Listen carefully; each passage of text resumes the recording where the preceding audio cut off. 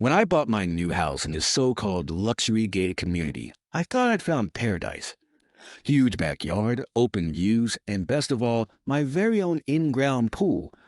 I'm talking about saltwater systems, LED lighting, built-in speakers, and even a waterfall.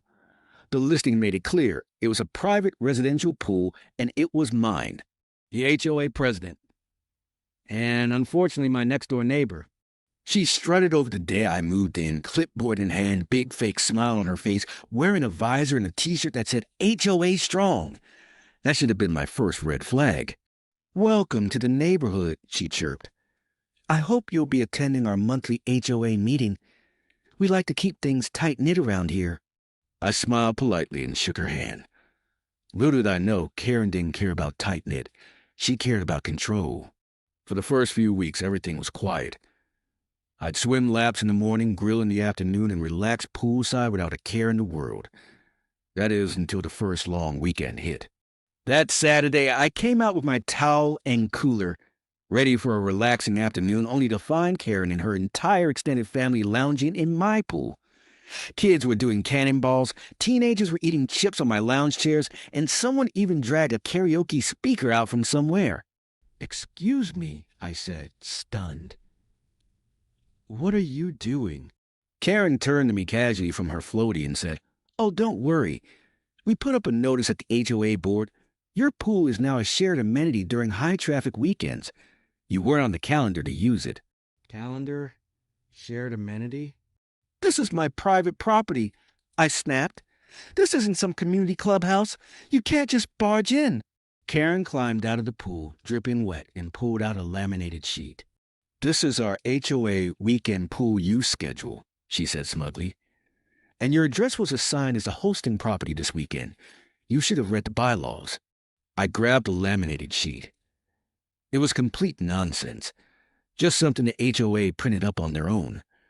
Nowhere in the property documents or the real bylaws did it say I had to give up my pool to random neighbors.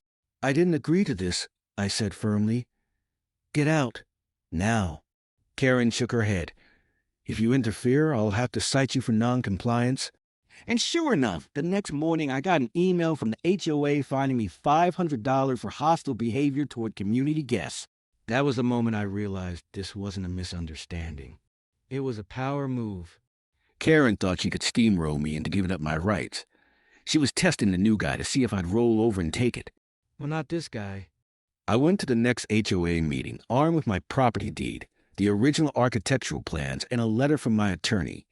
As soon as I walked in, Karen smirked like she was expecting me. "Here to apologize?" she asked. I smiled right back. "Not exactly." I laid out my paperwork in front of the board. My pool is on my land, not community property. The HOA has zero authority over it. If this nonsense continues, I'll file a legal injunction so fast. Karen's smile faded, but only slightly. "We just want to promote community sharing," she said, clearly backpedaling. "Then share your own pool," I shot back. "Oh, wait, you don't have one." The room went quiet.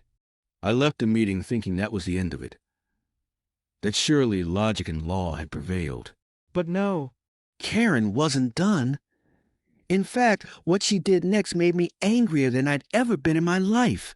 Because the next weekend, I woke up to find a lockbox installed on my gate, a sign that read "Pool closed to owner for maintenance," and a group text from Karen saying, "All set for a fun, family-friendly weekend swim. Please use the side gate for access. The owner has been restricted for compliance issues." She banned me from my own pool.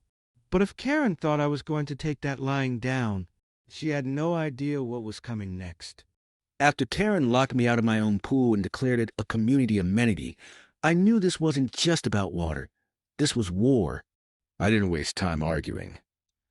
I called a locksmith, had the HOA installed lockbox cut off immediately, and changed all gate codes. Then I filed a trespassing report with the sheriff's office. And I wasn't done.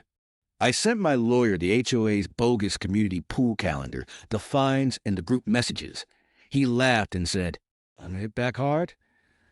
Let's talk legal retaliation." We discovered that Karen had overstepped her authority in several ways. Not only did she fabricate rules not in the HOA charter, but she had also used HOA funds to print signs, install the lockbox, and throw HOA-sponsored events in my backyard.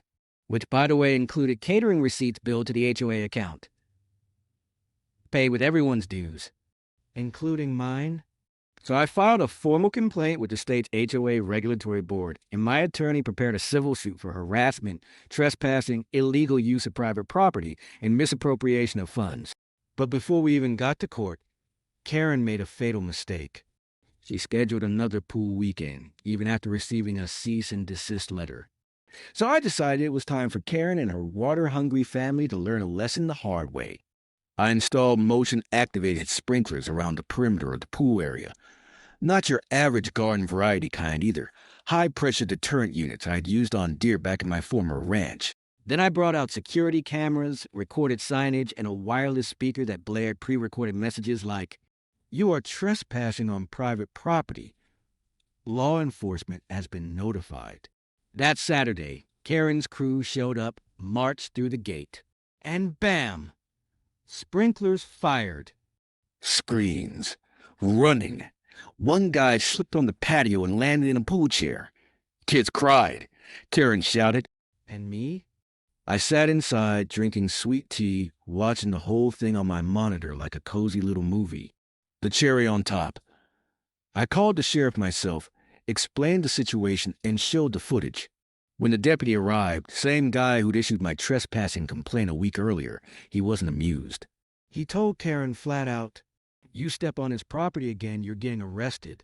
But the true twist? During the investigation, we found that Karen's own backyard extended 5 feet on the HOA-owned greenbelt, which violated her own fencing rules. The HOA had no choice but to fine her this time. But when she refused to pay, she triggered the foreclosure clause in the HOA charter. Guess who scooped up that land when it went up for auction? That's right, me. For less than the cost of replacing the pool furniture Karen's kids destroyed, I became the legal owner of her backyard extension. And what did I do with it? I fenced it off. Installed a bright blue sign that reads, "Private property. Trespassers will be sprayed." Again. Karen? She no longer speaks to me. Her family hasn't been in the pool since. And me? Well, I swim in peace every weekend. Because now the only people invited to my pool parties are friends who know that respect isn't optional and that I don't just play by the rules. I own the rules.